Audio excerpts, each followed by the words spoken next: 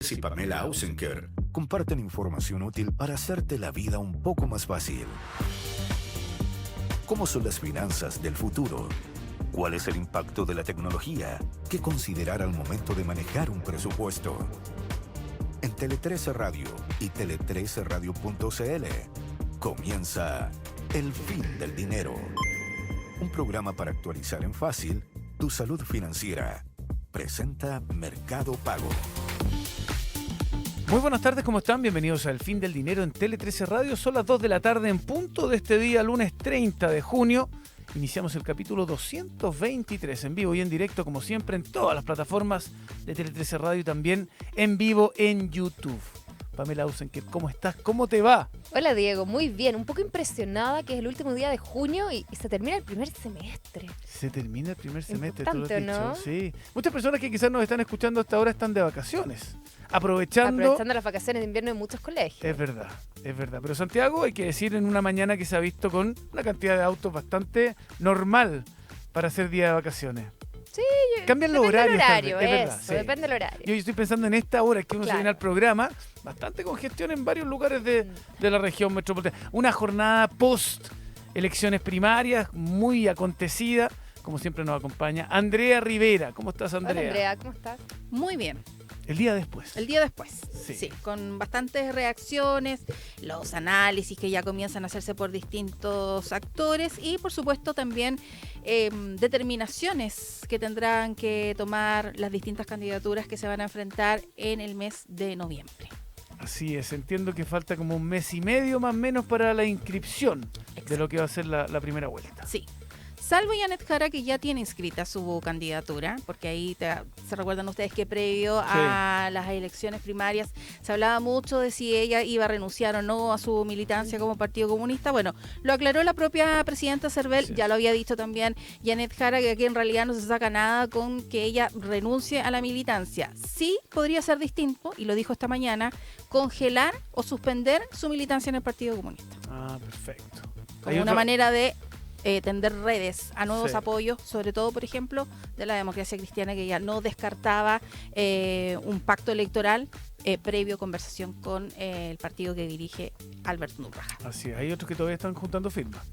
Claro, Tratando de llegar tratando de llegar. a la papeleta. Nos Harold quedamos- Nichols, por ejemplo. Por ejemplo, entiendo que Marco Enrique Dominati También. también están en eso y quizá otros por ahí. Y otros independientes que Sí, también se sí, lanzaron, sí, ¿por como qué una no? morada algunos. Así es, veamos si llegan a la meta. Nos quedamos atentos a los titulares de las noticias más importantes del día.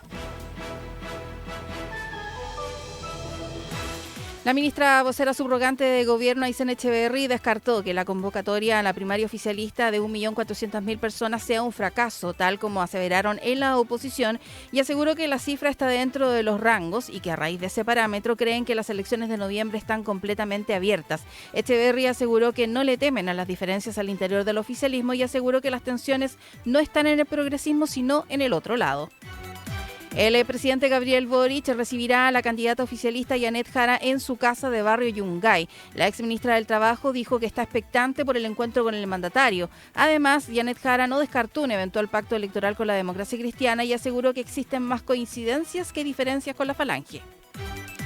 El candidato presidencial del Partido Republicano, José Antonio Kast, afirmó que se consolidó la candidatura de la izquierda radical con el triunfo de la carta del Partido Comunista Janet Jara en las primarias oficialistas. Sostuvo que ven la continuidad del gobierno y recalcó que el adversario no está al lado, haciendo referencia a los demás aspirantes de la oposición. La Contraloría detectó que más de 3.500 funcionarios públicos presentaron licencias de médicos investigados por fraude. Según el ente Contralor, son más de 10.000 licencias emitidas por los profesionales de la salud, todos de nacionalidad extranjera. Entre los funcionarios hay miembros de las Fuerzas Armadas, SLEP, Gendarmería y entidades privadas. Donald Trump desmintió haber iniciado negociaciones con Irán. A través de su red social aseguró que no ha hablado con ellos desde que arrasaron con sus instalaciones nucleares. El presidente republicano rechazó los reportes sobre una posible ayuda para el programa atómico civil iraní, mientras Teherán condiciona el diálogo a que Washington descarte nuevos bombardeos.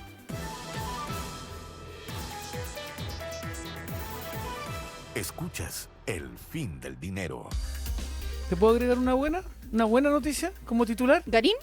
Garín y Yarri. Sí. Dos Ya chilenos. habíamos contado de Yarri, por Sí. eso que estábamos expectantes de qué es lo que pasara con Garín. 3 sets finalmente. 3 sets lo de Garín, ingresa como lucky loser al cuadro principal de Wimbledon, el Grand Slam que se disputa en Londres, y ya está en la siguiente ronda donde se podría topar con Alexander Zverev. Y lo de Yarri más temprano es extraordinario, le ganó al 8 del mundo. Al 8. También A proveniente... Holger Rune. Así es, también proveniente de la cual. Así que son buenas noticias en el deporte, cada vez más escasa, siempre es bueno recordarla.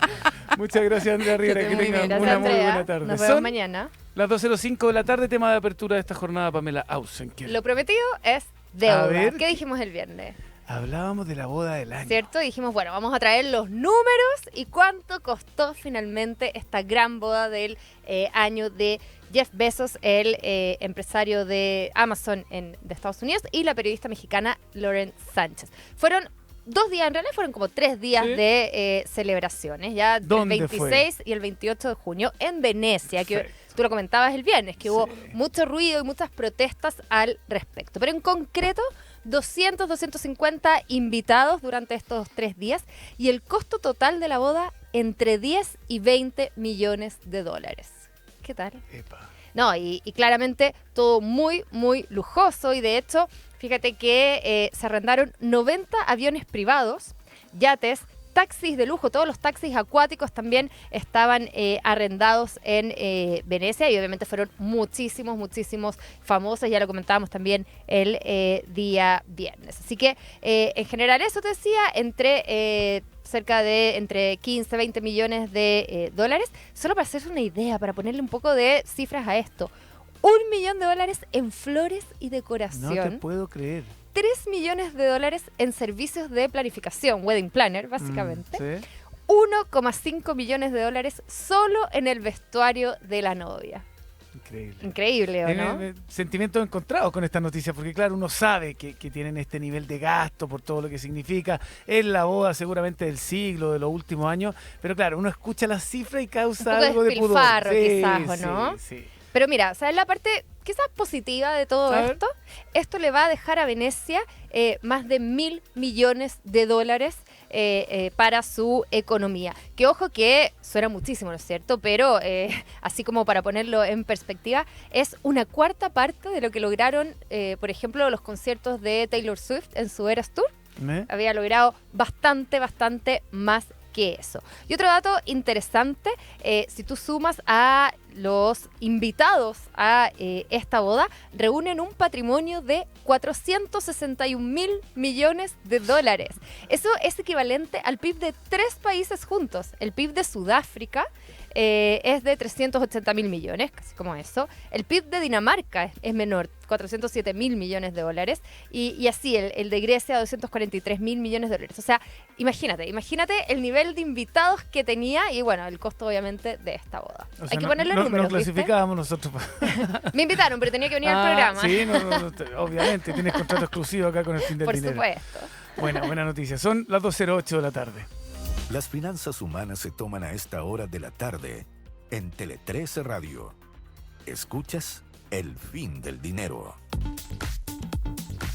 Cerrando el mes de junio, le damos la bienvenida en vivo y en directo. Agradecerle porque venga de manera presencial a los estudios de Tele 13 Radio. Josefa Villarroel, especialista en programas de emprendimiento, creadora también conocida como Josefa Tips, administradora pública de la Universidad de Santiago y magíster en gerencia y políticas públicas de la Universidad Adolfo Ibáñez, fundadora del Observatorio de Política de Emprendimiento y autora del reporte Fondos y Convocatorias para Emprender. ¿Cómo estás, Josefa? Muchas gracias por acompañarnos. Hola, Josefa, tremendo currículum. Sí. Estoy muy bien, muy contenta además de estar acá en el programa que siempre lo escucho. Sí, además, muchas gracias por acompañarnos, para aprender, para conocer de tu experiencia. Y una pregunta tal vez para soltarse, para que se la hemos hecho a otros invitados, pero desde tu mirada, siendo 30 de junio de este año 2025, ¿cómo conceptualizarías o definirías qué es el momento del ecosistema emprendedor en Chile? ¿Cómo se siente, cómo se vive desde el emprendimiento? Ay, mira, yo siempre he tenido una visión como bien crítica desde lo positivo de cómo se ha ido conformando el ecosistema de emprendimiento, y yo creo que por el lado positivo contamos con uno de los ecosistemas de emprendimiento como más potente y más dinámico, no solamente de Latinoamérica, sino del mundo, pero también creo que es un ecosistema de emprendimiento que se está quedando un poquito corto. ¿Ya? Y aquí entro así al Dale, tiro. vamos. ¿Por qué? Porque el ecosistema, si bien está muy consolidado en la parte que se le llama de animación del ecosistema, que es ese como, vamos, tú puedes, vos dale, sí, todos emprender, todos somos crack, todos somos startup, todo,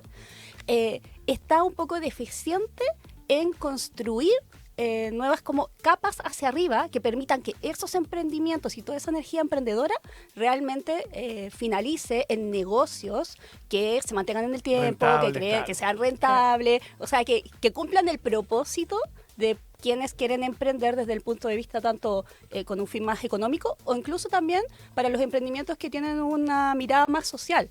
También son muchos emprendimientos que parten así como vamos que se puede, pero finalmente esos emprendimientos les faltan apoyos para crecer y que realmente logren los impactos que desean. O sea, todos queremos que se generen impactos económicos, ambientales, de distinto tipo. Josefa, y en esta línea, quizás si pudieras contarnos cuál crees tú que son esas capas específicamente que están faltando. Y en particular, bueno, tú desde el Observatorio de Política de Emprendimiento probablemente tienes bastante experiencia en políticas públicas. Entonces también, ¿qué tipo de políticas públicas crees tú que valdría la pena hoy día empujar para precisamente crear esas capas que tú mencionas que hoy día faltan? Sí, yo creo que una cosa que es como, no requiere mucha como creación, pero sí requiere gestión, que a veces es lo más difícil, es el encadenamiento de los programas que existen. O sea, eso es algo que yo lo vengo diciendo desde años. Yo he trabajado en prácticamente todas las organizaciones que apoyan el emprendimiento en Chile, entonces lo he podido ver tanto dentro de las organizaciones como también cómo eso se vive finalmente por las instituciones como incubadoras, Cowork, Inversionistas Ángeles y finalmente por los emprendedores y las emprendedoras. Entonces cuando digo que una cosa que creo que es lo más importante es el encadenamiento, es en definitiva cómo los financiamientos públicos o privados se conectan unos con otros. Porque lo que tenemos ahora es que hay, por ejemplo, financiamientos que son de etapa temprana, hasta más o menos para los 3 primeros años de inicio de los emprendimientos. Pero cuando el emprendimiento ya hizo toda la vuelta de esos financiamientos, así, Capital Semilla 1, Capital Semilla 2, Capital Semilla 3, ya. Es como que no hay nada ¿Qué más. hace? Y nadie le dice, oye, es que ahora te tienes que mover a innovación empresarial, o te tienes que mover o conectarte mucho más ágil con ProChile. Es como que no tienes que terminar esos pasos, sino que tiene que irse encadenando más fácilmente. Y yo creo que son las instituciones las que son encargadas de facilitar tender esos puentes. A veces dentro de la misma institución y a veces entre otras instituciones. Yo creo que eso es como importante. Y después luego ya como de otra cosa más como de reingeniería, se requiere fortalecer por ejemplo, financiamientos o apoyos que vayan más allá de los emprendimientos con 2 años o 3 años, ¿ya? Y ahí hay una cosa importante, el tema de los montos, porque los montos quedan cortos. O sea, los montos, por ejemplo, se quiere apoyar un emprendimiento que logre vender $1 millón al tercer año. Ya, o sea, no lo va a hacer con 60 millones de pesos. Obvio. No lo va a hacer con 30, no lo va a hacer con 15. Entonces, más o menos uno sabe que la brecha está en poder llegar a los primeros $300,000. ¿Ya? Entonces, ¿por qué mejor no hacemos programas que vayan, pero con todo el power, que le entreguen a lo mejor ese financiamiento que sabemos que es deficiente, que es difícil por las distintas brechas que hay en el ecosistema y que apostemos, en definitiva, a ganador? ¿Y quién crees tú, a tu juicio, conociendo precisamente todas estas instituciones públicas y privadas, que debería liderar este proceso, que debería ser precisamente quien de alguna manera haga este encadenamiento? Pues ahí yo no sé realmente si a lo mejor se requerirá como una reingeniería de organizaciones, de instituciones, no sé, un ente como coordinador que esté supervisando y viendo en definitiva los distintos programas, los nuevos actores que entran, que al final reemplazan a lo mejor programas que no deberían estar dependiendo mucho del Estado. Pero por una parte esa reingeniería la puede hacer Corfo, o sea, porque Corfo es la que tiene la mayoría de los programas. Claro. Entonces ahí hay muchos de los encadenamientos entre instrumentos y entre instituciones se pueden hacer ahí. Pero claro, entonces está desconectado. Yo que soy súper ñoña, estoy todo el rato viendo esto, es que me encanta. Yo aquí para quienes entiendan, el emprendimiento para mí es mi interés profundo, entonces estoy todo el rato sintonizada con eso. Claro, empezamos a ver que empiezan a haber programas que se empiezan a superponer.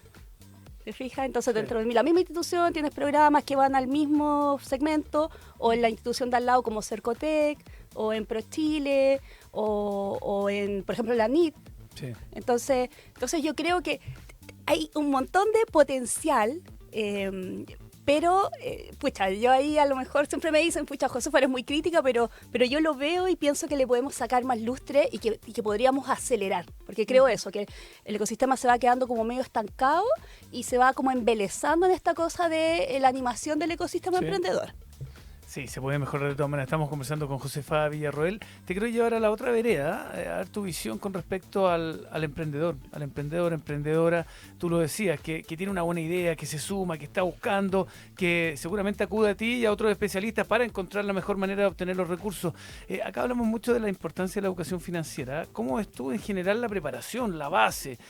La otra vez decía la Ale Mustaki acá, los números mandan finalmente. Uno puede tener una muy buena idea, mucho empuje, pero tiene que tener ciertos conocimientos de cómo funciona, si me alcanza o no me alcanza. Entonces, ¿cómo ves tú en general la base, la preparación del emprendedor en Chile en cuanto al sistema, en cuanto a los números, en cuanto a las finanzas particularmente? Sí, yo creo que eso es muy deficiente y es algo esencial, porque me pasa esto, que yo voy viendo cómo van entrando los nuevos emprendedores, muchas veces con mucho talento, con mucha energía, con un montón de cosas positivas, pero también se va generando esta ilusión de que si tú hiciste un business model canvas y tienes un pitch, ya está listo el negocio. Entonces como que no te tienes que preocupar más, es como muchas veces entran en estas dinámicas de voy, participo, el concurso de pitch, me subo, me dan el cheque Plumavit y ya, listo, mi negocio está dado para el éxito. O me sacaron de portada en algún diario, me hicieron una entrevista, listo.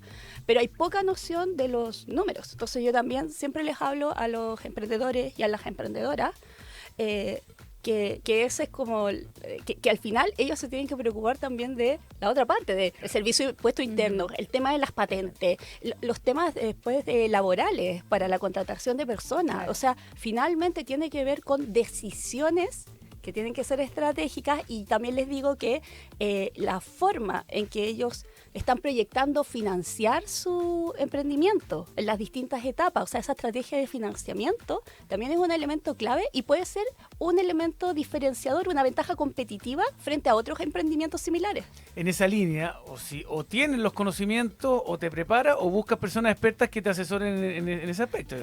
Claro, y ahí, por ejemplo, respecto a lo que hablábamos del ecosistema, claro, cuando yo voy y analizo los distintos programas, porque hay muchos programas de formación gratuitos para emprendedores, todos se quedan en Business Model Canvas, Pitch, ya a lo mejor uno que otro elemento, pero son pocas las organizaciones que te hablan respecto a los temas financieros, temas tributarios, temas, a lo mejor temas más legales, o sea, como que la parte fome del emprendimiento, como que no sé, yo creo que a nivel como nacional los únicos programas que más o menos toman eso son los centros de negocios de Cercotec. Claro. Pero es como ya, está bien, o sea... La parte poco sexy que te puede costar el emprendimiento. Pero lo hablamos la otra vez, lo que eran las deudas tributarias y que uno quizás hasta ni sabe que tiene que pagar una patente comercial. O sea, sí, entonces después tienes, y pasa esto, y tienes emprendedores o emprendedores que formalizan su empresa, que yo siempre digo, tú formalizaste tu empresa, tú ya eres un empresario, porque para ojos del servicio de impuestos internos, para todas las instituciones, eres un empresario, y no va a quitarte la multa porque tú le digas, no, pero mire, yo me gané un concurso de pitch, espérese que le voy a hacer mi pitch y con eso va a quedar deslumbrado y no me va a pasar la multa. No, entonces es importante pasar también de esa conciencia de, si bien puedes mantener tu espíritu de emprendedor, que es la garra que la llevas siempre, pero oye, estás haciendo una empresa, entonces tú ya eres un empresario, entonces las decisiones son distintas. Oye, y en esa línea, ¿qué crees que debería cambiar en cómo enseñamos este concepto de emprendimiento en los colegios, en las universidades? Porque efectivamente creo que en todos los cursos de emprendimiento es el dale que se puede, vamos con una buena idea, pero ¿cómo debería cambiar quizá esa enseñanza desde bien chicos probablemente? Sí, yo ahí creo que hay como dos capas. Yo creo que ese de motivar el espíritu emprendedor. Yo estuve un semestre haciendo una especialización en Babson College y me llamaba la atención cómo motivaban el espíritu emprendedor de los estudiantes, pero en cada momento. Eso de como ten una idea, muévete a construirla y si ya la hiciste, hazla más grande. Entonces yo creo que eso todavía es importante porque hay muchos colegios o muchos lugares donde eso no se transmite. a los jóvenes, o sea, esa capacidad de poder hacer, crear, de atreverse. Y luego, claro, yo creo que la educación financiera en cosas básicas, por ejemplo, que a veces uno escucha, a mi misma hija decía, oye, yo salí del colegio y no sabía hacer una boleta honorario. Entonces, como ese tipo de cosas, como saber que las responsabilidades como tributarias mínimas, yo creo que independiente de que si una persona quiera hacer un negocio o no, igual le va a servir, y si quiere hacer negocio, ya lo Más puso en todavía, sintonía. Claro. Sí, sin duda. Josefa Villarroel, eres vicepresidenta de la Sociedad Agrícola y de Servicios de Isla de Pascua. ¿Qué desafíos y oportunidades ven en emprendimiento desde un territorio tan único? Yo no lo conozco, pero quienes ¿Lo conoces? Maravilloso. han estado dicen que es alucinante. ¿Qué oportunidades ves precisamente ahí en la isla? Bueno, en la isla hay muchas oportunidades.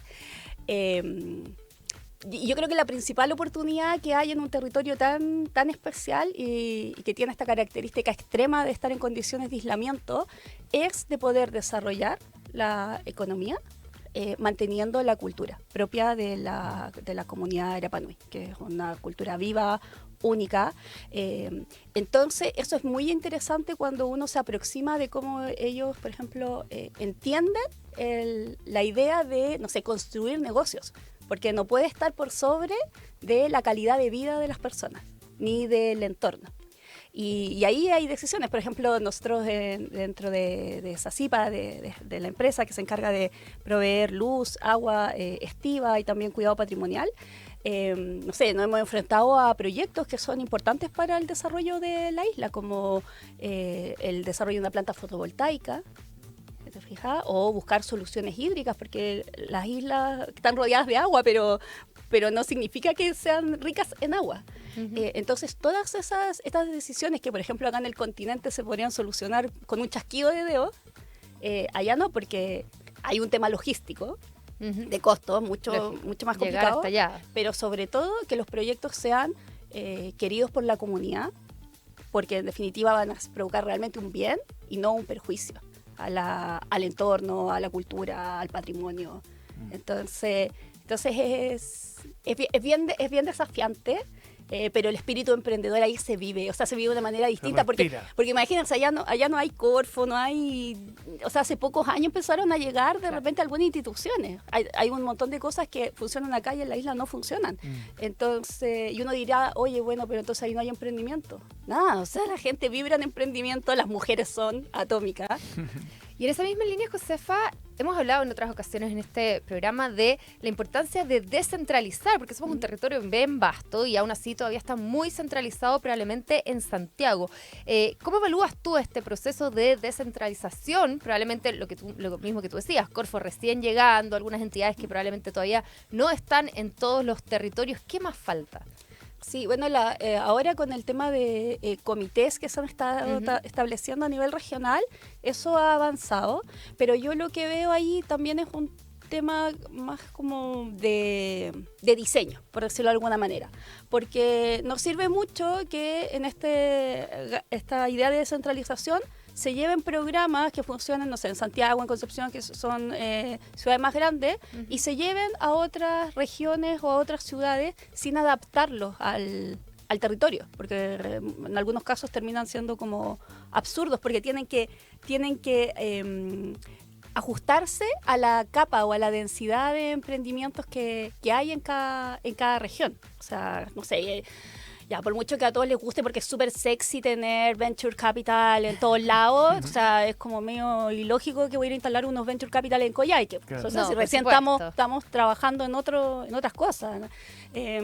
Entonces, eso a mí a veces me pasa que encuentro que si bien se está haciendo este esfuerzo de centralizar, claro, a veces es un poco más con moldes hechos que diseñados en las propias regiones, y también ahí siempre le hago un llamado de atención a las otras regiones distintas a Santiago, que las regiones en general también son bien centralistas, claro. Porque el capital regional ya ahí todo funciona, pero tú te moví un poquito para el lado, para el otro, y te encuentras con esas realidades que o la gente no tiene acceso a internet o les tiene dificultades para llegar, y los programas no se adaptan también a esas realidades. Josefa Villarroel, agradecerte que hayas venido. Antes de cerrar, en el fondo, en base a tu experiencia, qué tipo de proyectos suelen quedarse fuera de estos fondos, pero te la doy vuelta a la pregunta en el sentido de ¿qué consejo le darías a las personas que están constantemente buscando poder lograr estos fondos? ¿Qué consejo le darías a los auditores que están pensando y tratando de poder acceder a ese financiamiento? Bueno, ahí lo primero que yo les aconsejaría a quienes están buscando financiamiento,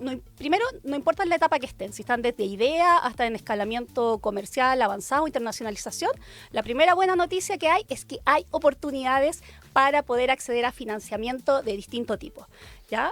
Yo hago un reporte todos los meses que le conocen como los Josefa Tips, la información es absolutamente gratuita y ahí van a poder encontrar, por ejemplo, en el mes de julio, 20 distintas convocatorias.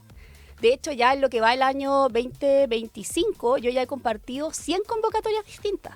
Entonces, en general, los emprendedores a veces conocen una o dos. ¿En qué dirección sería eso para los que están escuchando? Sí, www.josefavillarroel.cl o en las redes sociales como Josefa Tips me pueden encontrar. Y, que además es muy gráfico y se entiende muy fácil qué tipo de llamado o concurso es. Claro, esa es un poco la idea y entonces primero eso, abrir la mirada, ¿ya? O sea, que no se queden pegados esperando, no sé, el fondo anual, claro. No, o sea, todos los meses hay 20, 25, en junio hubieron 40 distintas convocatorias, ¿ya? Entonces, aprovechen las oportunidades, atrévanse.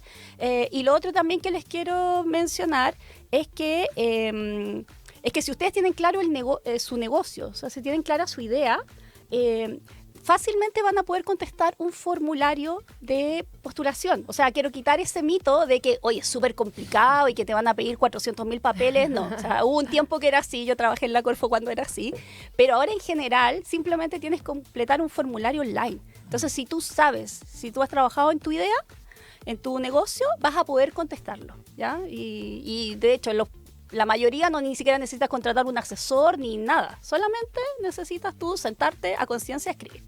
Josefa Villarroel, especialista en programas de emprendimiento, agradecerte que hayas estado con nosotros para aprender de tus consejos acá en El Fin del Dinero. Muchas gracias, Josefa. Gracias a ustedes. Gracias, Josefa. ¿Un buen consejo a propósito de consejos, Pamela Usenker? ¿Sabías que ahora en Mercado Pago puedes ahorrar con distintos objetivos? Se trata de una nueva función que permite distintos fondos específicos como patente, matrícula, vacaciones o cualquier objetivo que te propongas. Lo mejor es que ese mismo dinero ahorrado puede crecer todos los días sin hacer absolutamente nada. Mercado Pago, la cuenta digital de Mercado Libre.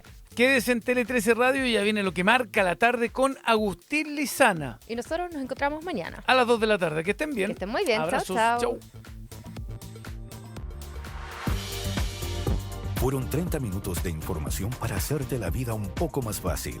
Mañana, Diego Sánchez y Pamela Ausenker vuelven a compartir esas noticias y esos datos que te permiten conocer mejor tu propio universo financiero. El Fin del Dinero. De lunes a viernes a las 14 horas, por Tele 13 Radio y tele13radio.cl. Presenta Mercado Pago.